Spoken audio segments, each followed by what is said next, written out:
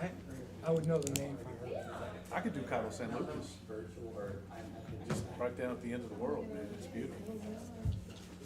You have to get used to armed federales at every piazza and every street square, armed to the teeth, Yeah.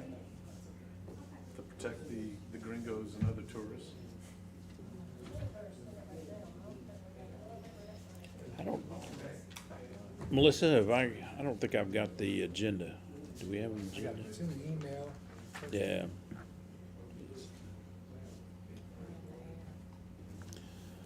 All right. Welcome to the Berea Planning Commission meeting for the July 22nd. Thank you. This is our business session. We're doing the call to order, recognizing visitors that may be here but don't have anything in front of us tonight. Anybody fit that bill? Nobody. So let's look at the minutes for May 27th, 2025. Mr. Chair, I'd like to make a motion that we approve the Berea Planning Commission minutes from Tuesday, May 27th, 2025, as presented, please. Second. We have a motion and a second on the floor. All in favor of the motion signify saying aye. Aye. Any opposed? Motion carries. Minutes are approved. Mr. Chairman, I would ask that we amend the agenda. So no changes to old business, but for new business, number 4 is not going to come before us this evening. So I'd like to use that time to do a comprehensive plan update, and we probably should get a motion, a vote on amending that agenda. Okay, so it's asked to do the amendment on the agenda. We need a motion from a chair member. Move approval of a amendment to our agenda for tonight. I second that. So the motion is to amend agenda. We're going to take off the 44 Joseph Street and add the comprehensive plan update. Motion and a second. All in favor of the motion signify by saying aye. Aye. Any opposed? Hearing none, motion carries. Amended agenda.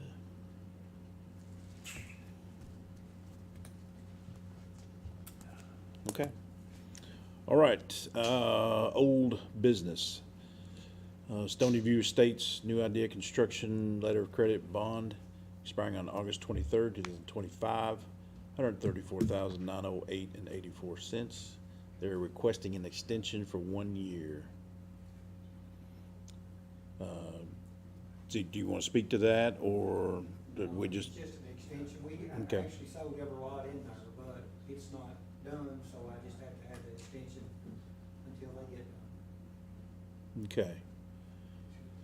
Mr. Chairman, they are in their first year of construction, so the final plat was signed August of 2024, so the staff would recommend an extension. I will say, they are very far along in the first year, though. Perfect, okay. Commissioners, questions, concerns? Entertain a motion.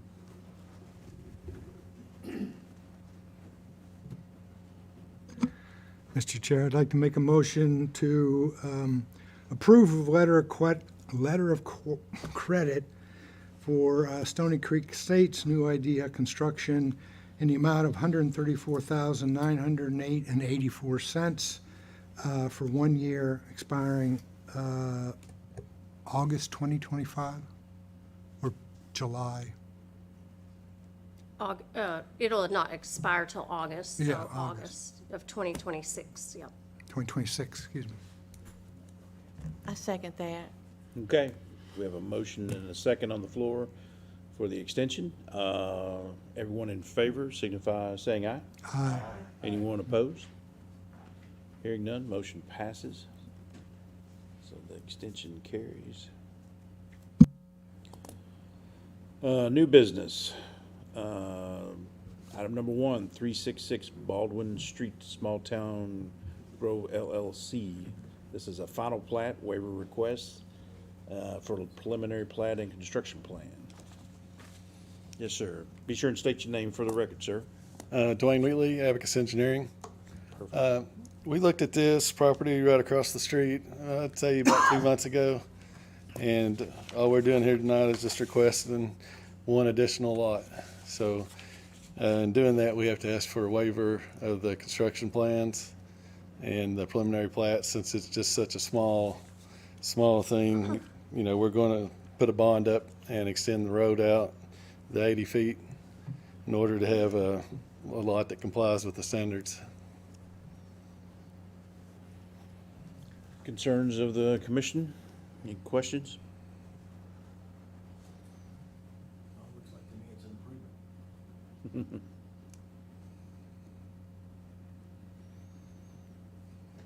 We'll entertain a motion if there's no other questions.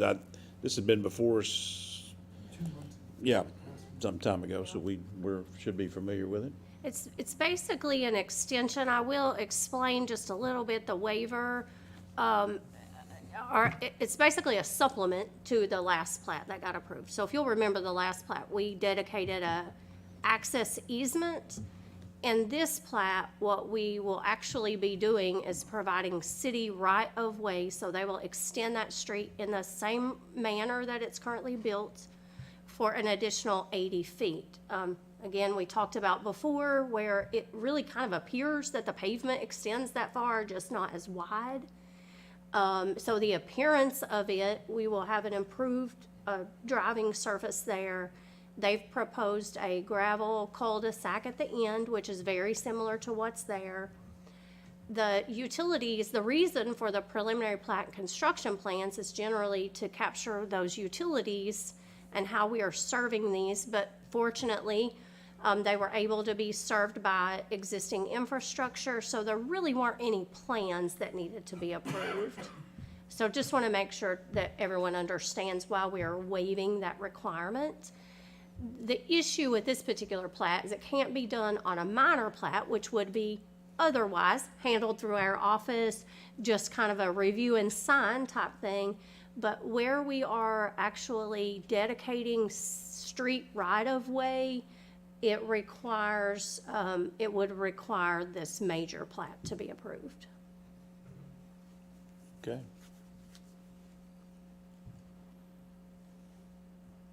Any other questions or concerns? Hearing none, we'll entertain a motion. I'd like to make a motion approving the final plat with a waiver request for preliminary plat and construction plan for 366 Baldwin Street. Motion, I'll second it. second by Mr. Barnett. So we have a motion and a second. All in favor of the motion signify by saying aye. Aye. Anyone opposed? Hearing none, motion carries. Number 2, also 366 Baldwin Street with the bond amount.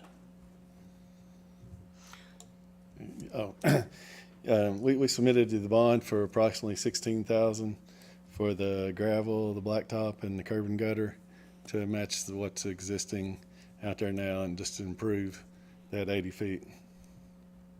And we also added the 25% to that.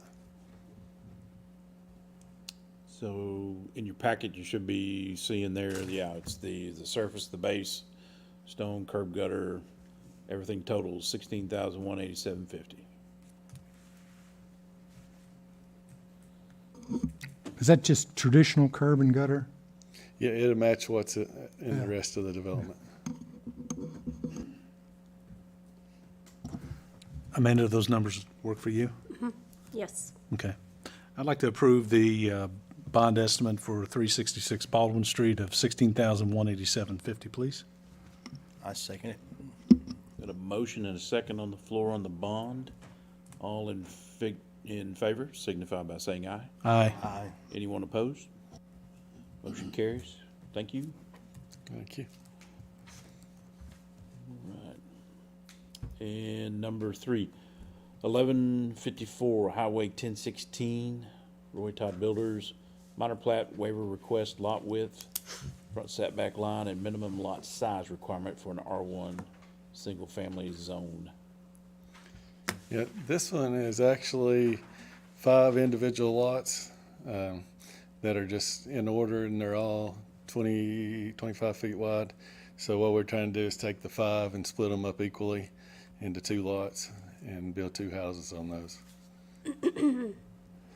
And, you know, we only got 62.5 feet of road frontage per lot, but, you know, we tried to make them as big as we could. How come they were so small?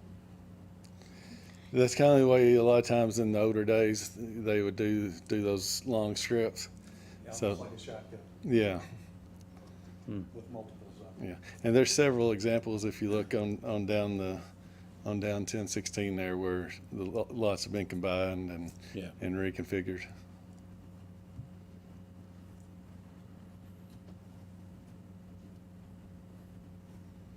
So at that time, you would generally buy 2 or 3 or 4, or how many of those lots that you want. And we did find, actually, the owner was telling me this morning that years ago, there was 2 houses on that parcel.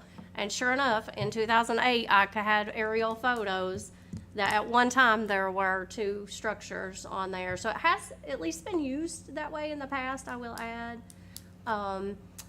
We've asked them if they make any changes to the driveways. I think there are existing driveways to both, right? Yeah. So already kind of set up for that. But of course, if they made any changes to those, they would need to seek permits from KYTC because that's a state highway. For some additional context, 1186 and 1192, which are just one parcel away from these, those were there were 2 houses on 5 lots there.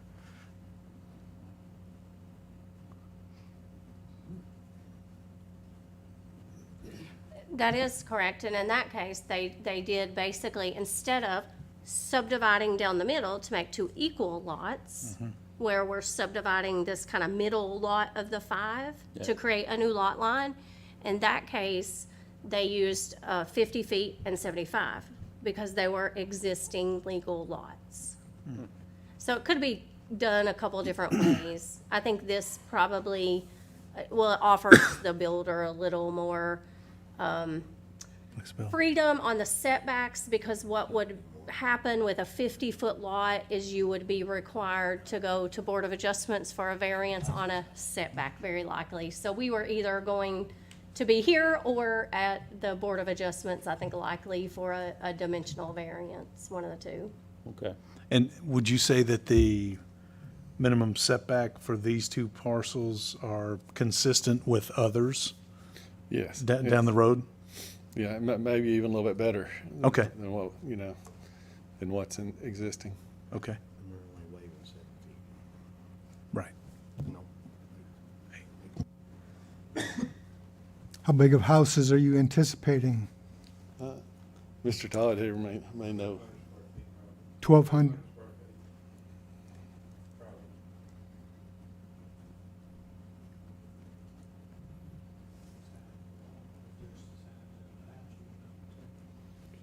Other questions, concerns from the commission? Entertain a motion. Mr. Chair, I make a motion to approve the waiver request for lot width at the front setback line and for minimum lot size for 1154 Highway 1016. Second that. Sorry. We have a motion and a second. All in favor of the motion signify by saying aye. Aye. Anyone opposed? Motion carries. Thank you. Thank you, sir. And comprehensive plan update. Yes, so Melissa and I met with our consultants on a, thank you guys, on a Zoom call yesterday afternoon. So I do have an up-to-date schedule of at least what we have planned for now. This Currently, we have a youth survey out. It's been out for quite a while, but we didn't get it out until like the last week of school. So we're hoping as school starts again to really do another youth engagement push so that we really get their input. We've also just received this week a public survey that's going to go out. So I'm going to pass down to you guys. This is the QR code. And I would ask that you all share this as you can. You will also receive this in email, but this is a QR code to the survey. It's about 20 questions. It asks some really comprehensive questions, which I was very glad to see. So just for example, where growth should maybe occur in Berea, transportation improvements, changes you'd like to see in 5 years, and the things that you value about Berea that you don't want changed, right? So really goes into depth with a lot of different questions, has some open-ended questions. So that will be going out this week. So we've gotten that from our consultants. Us and them will be working to kind of push that out to as many people as possible. And again, would ask that you guys would do the same. We will have our second stakeholder meeting in mid to late August. From that, we'll be able to hear what those results were from our first public engagement session. That was held at the Gallery and Event Center, and we had pretty good turnout that evening. So I was very pleased with the number of people that turned out. And seemed like those folks that did come out, really were engaged. And currently, we are working to set up stakeholder meetings. So these will be smaller focus groups where we will take about, I say we, but the consultants will spend an hour, hour and a half. Some of these meetings may be virtual, some may be in person, but really connect a smaller focus group of people to talk about more specific items. So very much related to housing or transportation or whatever. And many of you will get invitations to those stakeholder meetings. And so please be on the lookout in the next week or two about information regarding being asked to be on one of those or be a part of one of those meetings. EHI has asked us for a list of events that are happening. So we are going to try to get on some presence at the Spoonbread Festival. We've talked about that. That'll be in September. They are also looking at doing just what they call pop-up shops. So just a little, maybe they'll come to the farmer's market, or maybe they'll come to the whatever event. So we're trying to get that list of events together for them so they can pick out a couple of those where they're going to try to reach a different audience than we would reach through email or through our groups, And so if we get kind of that live input on the spot, we're going to be able to gather some really good information that way. And then if all works as planned this fall, we will be really doing the deep dive into land use and goals and objectives, and then kind of end of the year wrap this up to have plan presentation and plan adoption November, December. Cool. Yep. I noticed the website is up. The website's up. I'm going to ask them if they would get this. I noticed today that the survey's not yet on there, so I'm hoping they'll get the survey, but the website is up and running. It is www.berea2025.org, and that is the place where we will have the surveys. You can sign up for an email list, the public survey, the youth survey, and then any meetings will be announced through that website. Would you repeat that website? Berea2025. survey.org.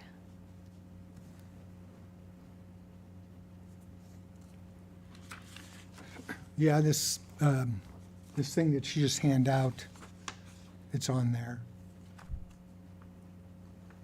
But again, this survey, as of this morning, the survey was not yet on the website. Just the youth surveys up. Yep, just the youth surveys up, yes.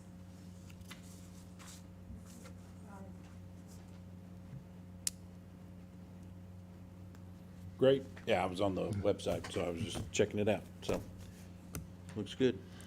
Any other questions? I'm glad to hear it. It's been 2 months. I was getting a little like, Yeah, what happens is, well, I'm also serving on Richmond's steering committee for their comp plan too. And I noticed the same with them. So I think that first couple of months, it's a lot of information gathering. And we've been assured from our consultants that they are working on Berea stuff. But it is hard when you don't hear anything. And so we appreciate people wanting to be involved. And that's what I was expressing to them, like, you kind of feel like you get this level of excitement, you want to keep it up. And so I think once we start engaging again, keeping people in the loop is going to be very important.